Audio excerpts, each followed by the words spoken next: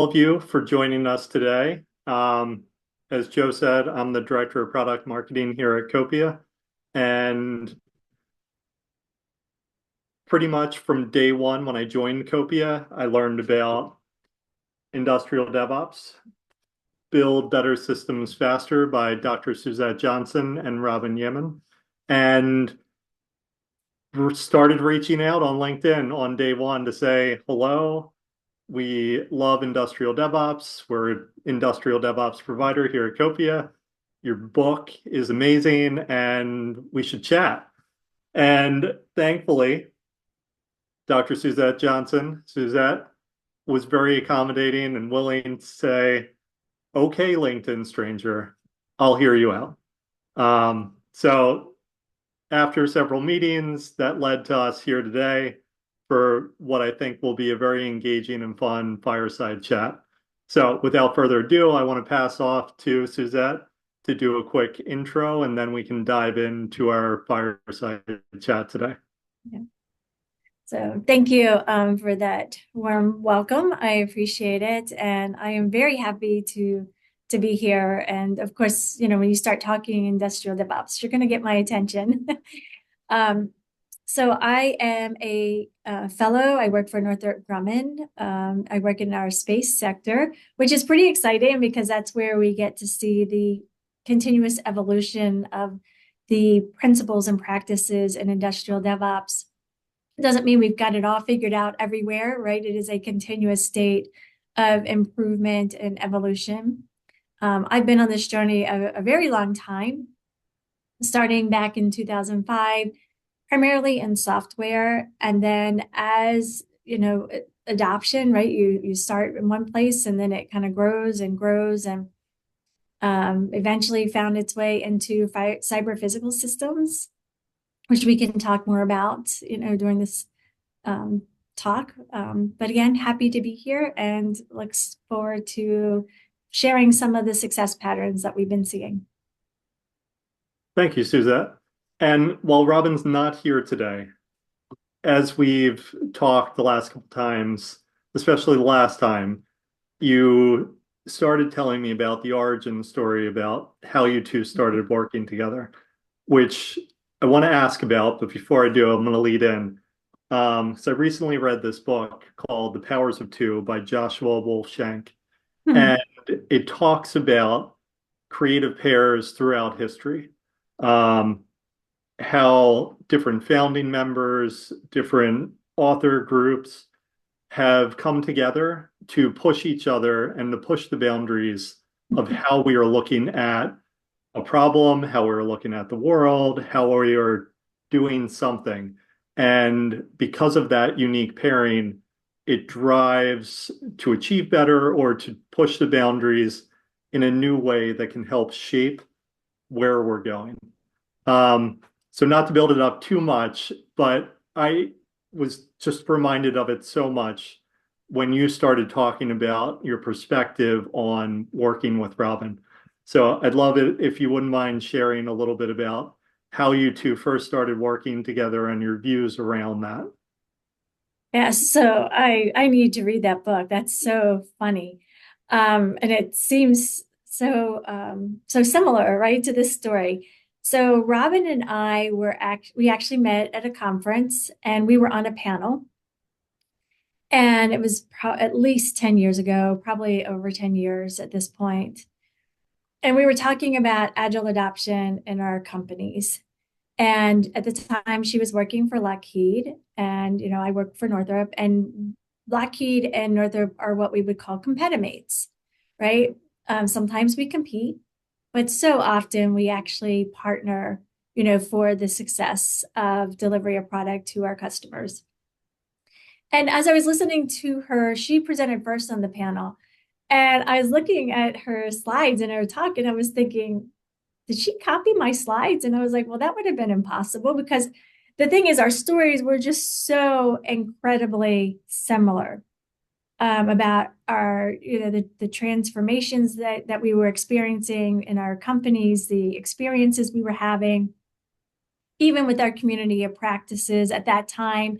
Both of us had about 1,000 people in our communities of practice. So we had this um, the shared experience early on. And then so we decided to team up at that point because and here's the thing, here's how we were looking at this is that this is an industry opportunity.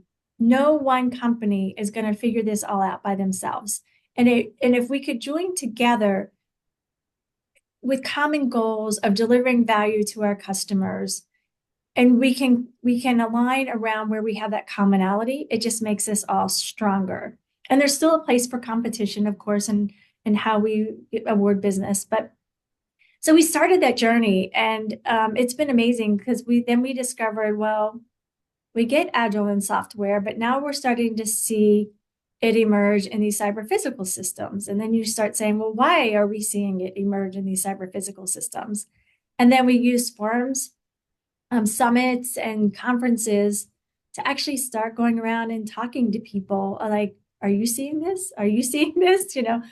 And that actually led us to a small group that wrote the first industrial DevOps paper through a forum provided by Gene Kim. If you don't know Gene Kim, he wrote the Phoenix Project, and we have been on that journey and leveraging that community so much that we really value the input that they've offered us along this path.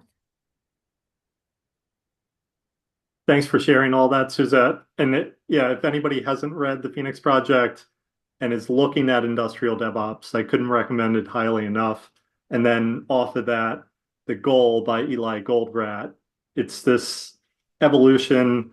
I talked about it on the last Fireside chat with Nathan Harvey of how manufacturing and software continue to borrow from one another.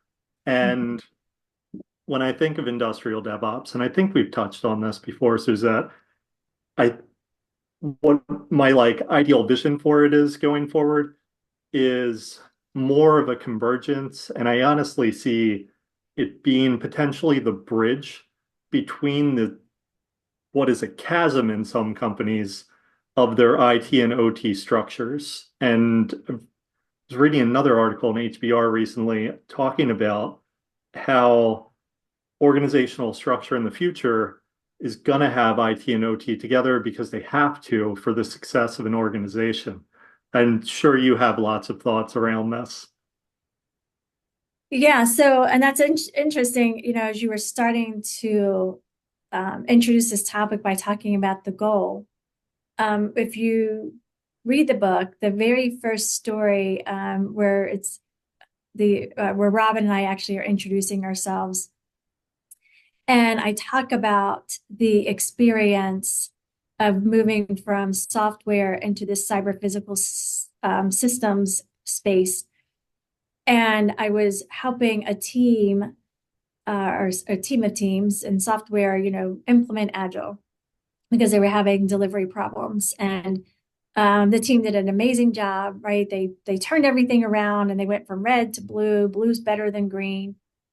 However, the product still couldn't get out the door because the rest of the value stream was not moving at the speed of software. And at that time, I was reading The Goal, and it all kind of fell into place. I was like, oh no, I think I know what we did. We improved all of our efficiencies just in one part of the value stream, but we didn't really look across the value stream to recognize what were all the different bottlenecks that were actually in that value stream. And all we did was create another bottleneck, just like in the book, The Goal, right? They solve one bottleneck, they create another bottleneck. And that's what we had experienced. And that's when I realized and really started looking at the value stream. And it didn't hit me at that time about manufacturing because, our next nearest neighbors were systems engineering and hardware. And then after you start looking at that, then of course that leads you into manufacturing. And, I was just talking with folks recently about how we need to bring the development and the manufacturing sites together. Just like in 2009, they used to draw these pictures of software DevOps, and you'd have development on one side, operations on the other, and you'd have this brick wall in the middle, and how we have to bring down that brick wall. Well, that's what I feel like it's now between development and manufacturing. and there's this brick wall, and we need to bring down that brick wall because we're actually need to be designing and testing and get feedback early for manufacturing. We're not just throwing it over the wall into manufacturing. And then as we further explored this, and we kept talking about, these practices for building cyber physical systems, that is, systems that have hardware, software, communications. One day, as we were writing the book and researching and talking about this, I was like, oh my goodness, manufacturing, the factory is a cyber physical system. So now we have cyber physical systems building cyber physical systems. And then that's how we were like, wait a minute, these practices don't only apply to the system that we're building, but it applies to the factory and the manufacturing processes as well. And maybe some people have seen that a long time ago, but it was definitely an enlightenment for us about 2 or 3 years ago as we were really, kind of peeling back the onion to see what does it mean to apply these practices across the value stream and look into especially manufacturing. So it sounds like when you unpack that, it became clear. But in your years of conversation since in the different settings, what's been the reaction and what are maybe some of the challenges that you see as people begin to start unpacking it? Yeah, so it's been just amazing to see the transformation. So just I would say, I hate to give an exact time, but maybe 3 or 4 years ago, right? When I would be talking about this, um, a lot of people kind of looked at me like not quite sure what I was talking about, right? They weren't seeing it yet. But now, September 2024, when I'm having those conversations, people are starting to see it. It's not puzzled looks anymore, but they're like, no, I get it. I get it now. And now the question isn't like, what are you talking about? Now the question, it's like, oh, I think I understand where you're going. And it's more about, well, what do we need to do? And that's it, and that's kind of how you see the evolution of adoption goes from awareness and right to desire. And now more and more people are wanting to do something um, versus giving you puzzled looks. It's great to see that progress and totally seeing the same thing. I spoke at two conferences in the last 3 weeks and seeing heads nod. I was talking about DevOps and talking about industrial DevOps, had a show of hands in the room. Everybody pretty much had their hand up for knowing what DevOps was. But few, 3, 4, 5 people in a room of over 100, 150 were aware of industrial DevOps. So while I'm definitely seeing people understand it and that whole crowd at the end, like having explained it, talked through it, how it helps, were nodding, coming up and talking afterwards, like, we need this. I had a few people come up and say, we need that now, which was amazing and so validating. But I'm still finding so much like evangelization needs to happen to bring more and more awareness. And your book is a great piece to get in front of people. I talk about it every time I get a chance to talk in front of people. Our State of Industrial DevOps report has brought some data to the forefront to help push people forward. Um, have you thought about other ways to get people to build that awareness and to give them concrete steps for taking this awareness and moving forward? Yeah, so our primary communication channels, of course, has been LinkedIn and conferences, and we do a lot of conferences. We use LinkedIn to just continue to build that awareness, right? One of the things we've done 1 or 2 kind of workshops. We're still exploring like what does a workshop look like? What would that look like virtually? What does that look like in person? To get closer to like, oh, here are some things you can go try. So we are moving that direction to some extent. And then, in the book, for every chapter, we do have some kind of recommendations or things to consider along your journey. And even in the towards the end, we talk about when you're going along this journey and the idea of an improvement kata, right? Which is, you kind of understand your current state. And sure, here's all the things you can do, but maybe you don't want to do all of these things tomorrow, right? But you want to take those next few steps of improvement and build out your improvement roadmap. Um, so those are some things that we talk about. And it's interesting though, because there has been a lot of talk about the book in different communities and places where I just didn't expect. So it's like not only is it just Robin and I, but folks like you and others that are also talking about it, and then also helping others. So I think that's it's not just me and Robin, but it's all of us again as a community working together, right, to make a difference. Yeah, and to make a difference, you need a community, a village, so many people to get the message out there. And like, thank you so much. Working together has been phenomenal, and continuing to like broaden our sphere. Like I spoke with Nathan Harvey, I mentioned a couple weeks ago, and I know you and he go way back, and I love that connection. Would you mind sharing just a little bit about that connection and how you've been able to like talk about industrial DevOps as well? Him coming very much from the DevOps world. Yeah, so it's actually really it's a small world. I'm always amazed at how small this world really is. Or maybe it's just a small, close community. I'm not sure, but yeah. So Nathan and I met in the late 1990s, believe it or not. We were both working at a tech startup, which was a really fascinating place to be. In the 90s, is all this new technology. And we were an application hosted environment that we delivered these applications to our customers, mostly ERP, CRM type of systems. And it was very interesting because I always feel like that was sort of the forerunner of the cloud. Weren't quite to the cloud yet, but so yeah, so Nathan and I worked together. So I think we had some similar experiences because it was a small tech startup. And one of the things too, that I did when I worked at that startup, so I was on the development side. I've mostly been on the development side.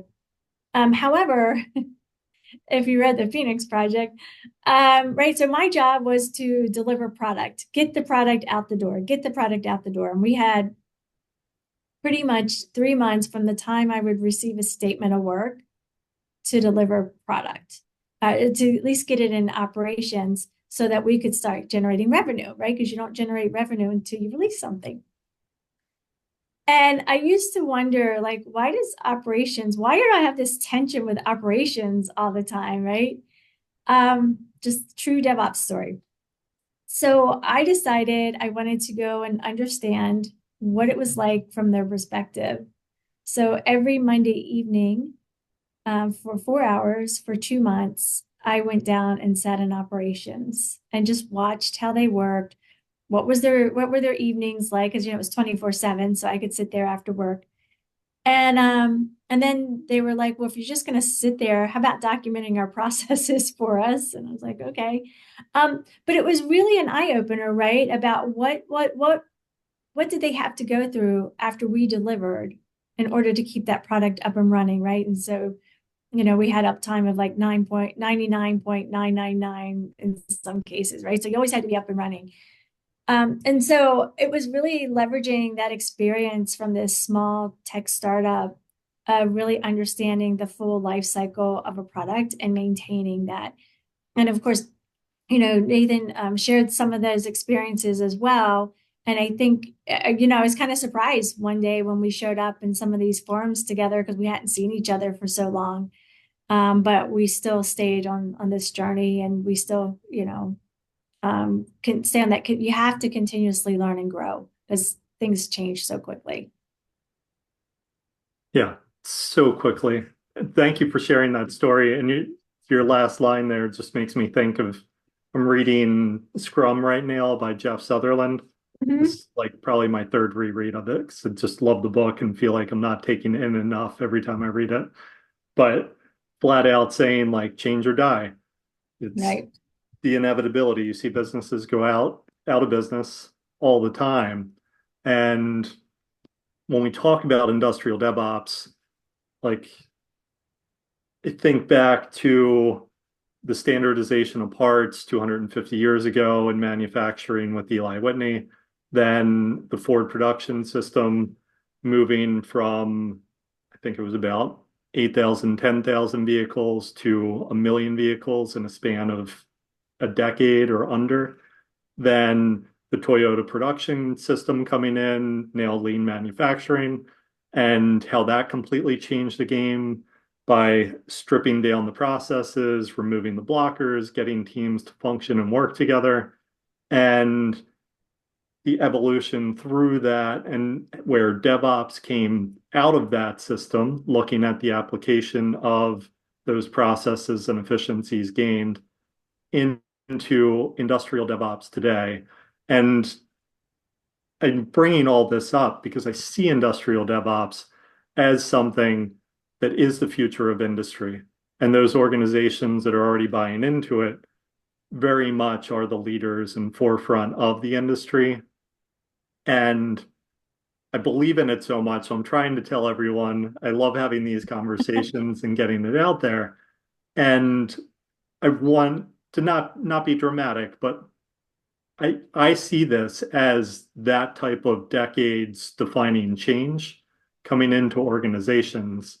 And I think you do too. I see you nodding your head. Do you have any thoughts there, Suzette? Yeah, so a couple thoughts.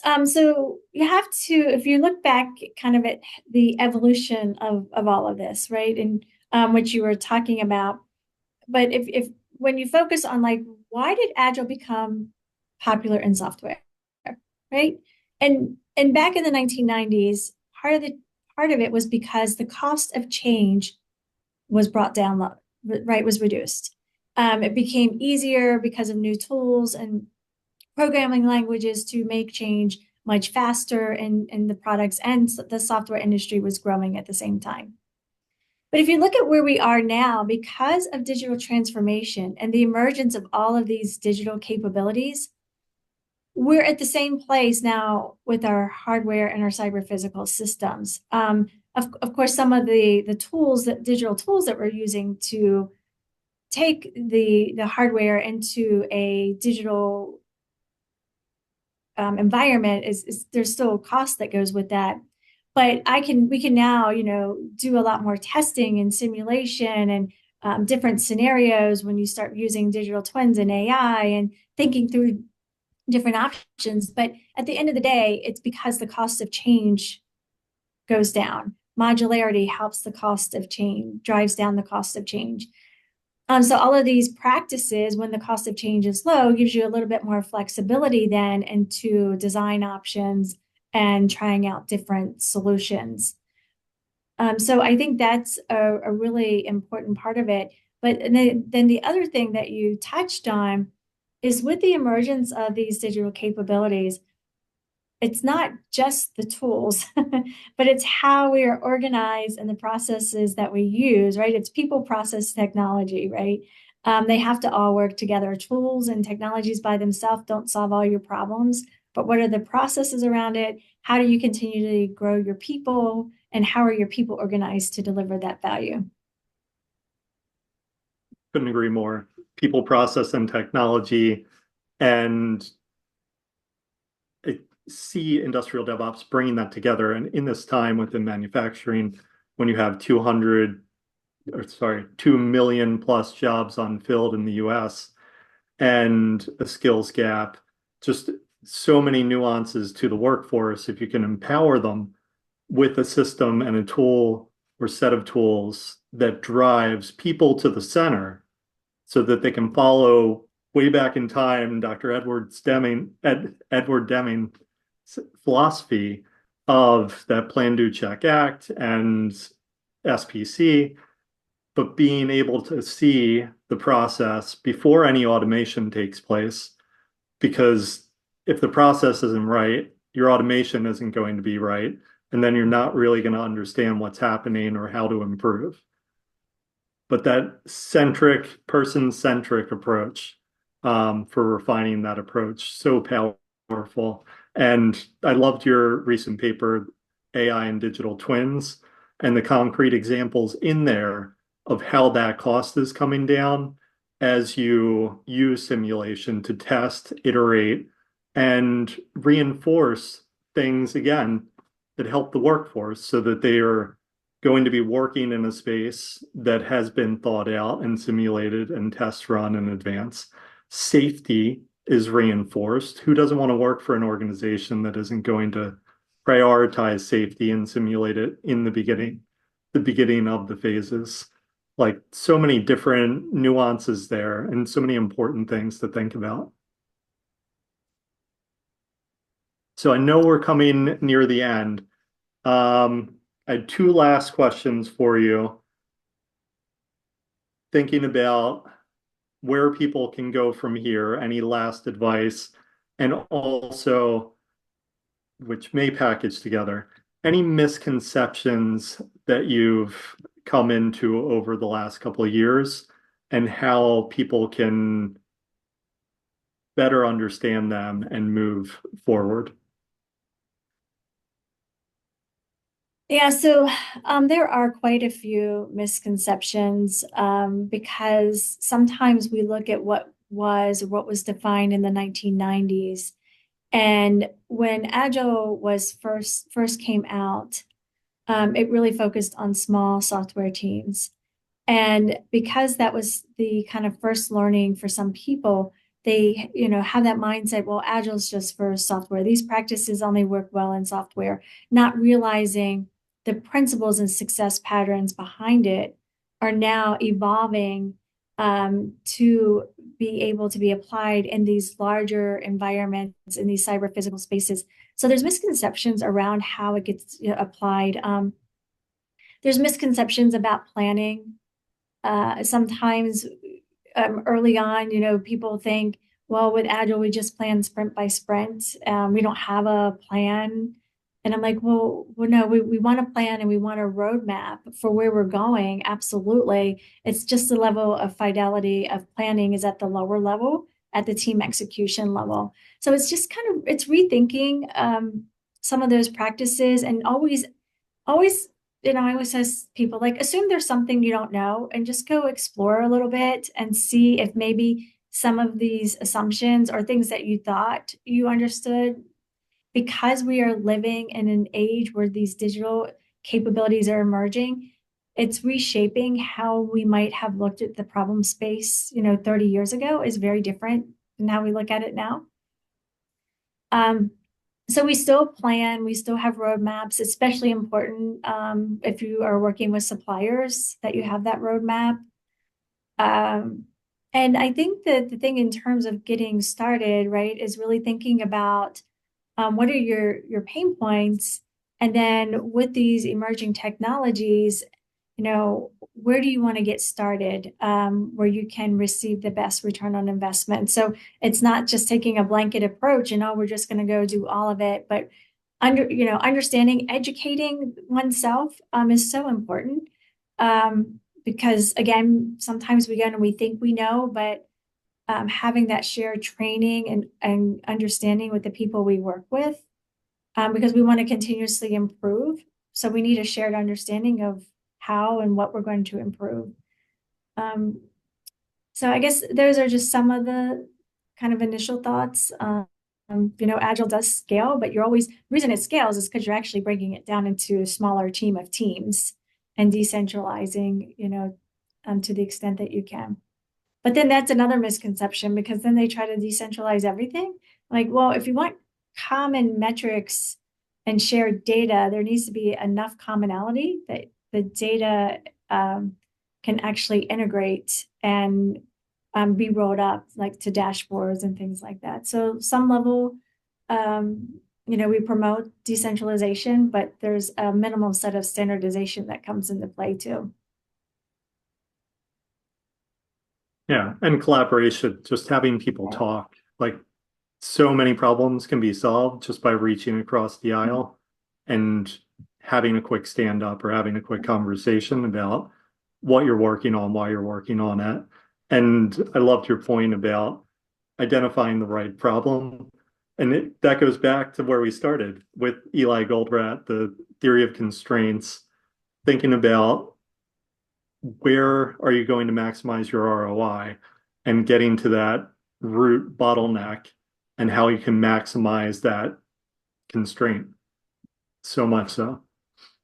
Yeah, well, that's, in the book, that was a good story that he tells. Alex is telling about how they brought in the robots on the manufacturing line Mhm. and talks about the, increased production rates that he has. And so someone says, "Oh, so you're delivering faster to your customer." And he's like, "No, it's like getting No, worse." And Jonah, who's his mentor in the book, he's tells Alex, he's like, "Alex, if you build all your efficiencies before the bottleneck, your efficiencies are an illusion." And completely. I just, that those statements in that book just caused me to pause and really think, understand the value stream, understand where your bottlenecks are, and prioritize. 100%. Thank you so much, Suzette. Before we break, I just want to check, do we have any questions from the audience? You can probably field one or two if there are any questions. We had one that came in, but it was sort of answered in that last question, and I don't see anything else coming in. So I know we were trying to shoot for a half-hour finish, so I think we're all set. All right. Thank you, Joe. And thank you so much, Suzette. Do you have any last words for the audience? I just, I think it's a mindset of continuous improvement. And in the book, we talk about a growth mindset. So even if we think we've got it all figured out today, just know that it's changing tomorrow. So continue to explore and learn. And I think a big lesson through all of us, through all of this, is that we are better together when we can align around common goals and objectives. Couldn't agree more. Thank you again so much. Thank you again to the audience as well for joining us. And I hope everybody has a great day. And please reach out to Suzette or I if you have any follow-up questions. Thank you. Have a good day. Thanks.